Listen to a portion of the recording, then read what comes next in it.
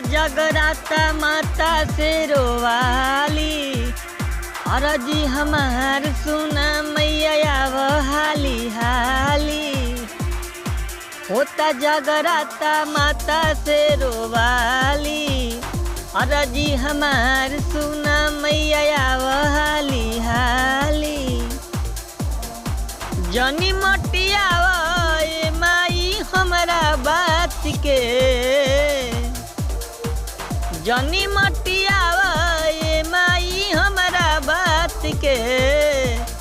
तैहे 9 दिन 9वीं रात के तोसे मौका मिलेला मुलाकात के। तैहे 9 दिन 9वीं रात के तोसे मौका मिलेला मुलाकात के। होता जगराता माता से रोवाली।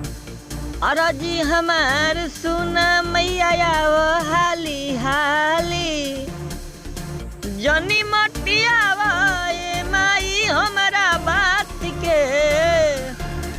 इहे 9 दिन 9वीं रात के तोसे मौका मिलेला मुलाकात के। इहे 9 दिन 9वीं रात के तोसे मौका मिलेला मुलाकात के।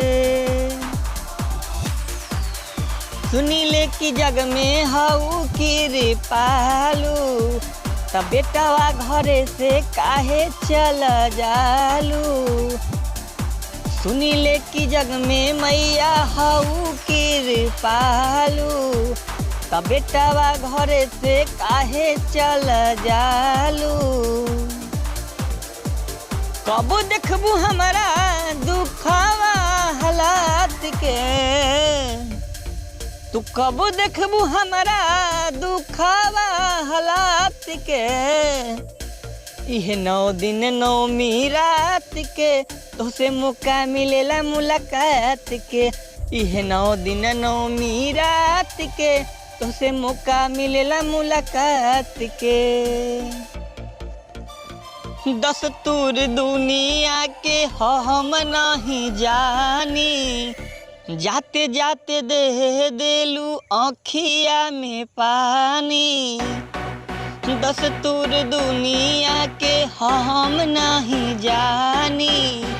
जाते जाते दे देलू आँखिया में पानी। बा जीवन में जरूरी हमारा सर पे तुहरा हाथ के। बा जीवन में जरूरी हमारा सर पे तुहरा हाथ के। तैहे 9 दिन 9वीं रात के तोसे मौका मिलेला मुलाकात के। तैहे 9 दिन 9वीं रात के तोसे मौका मिलेला मुलाकात के।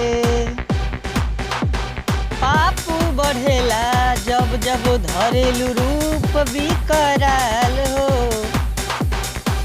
देखिए के कोसो दूर भागे तोहसे काल हो। पापू बढ़ेला जब जब धरेलू रूप विकराल हो। देखिए के कोसो दूर भागे तोहसे काल हो। चम चम चमके लीलारा। चम चम चमके लीलारा मैया तुहरा माथ के। तैहे 9 दिन 9वीं रात के तोसे मौका मिलल मुलाकात के। इहे 9 दिन 9वीं रात के तोसे मौका मिलल मुलाकात के। होता जगराता माता सुना से रोवाली। अरजी हमार सुना आव हाली हाली।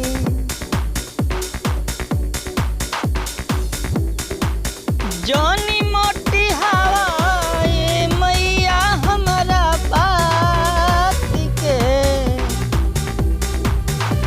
जनी मोटी हवा ए मैया हमरा बात के। इहे 9 दिन 9वीं रात के बस मौका मिलेला मुलाकात के। इहे 9 दिन 9वीं रात के बस मौका मिलेला मुलाकात के।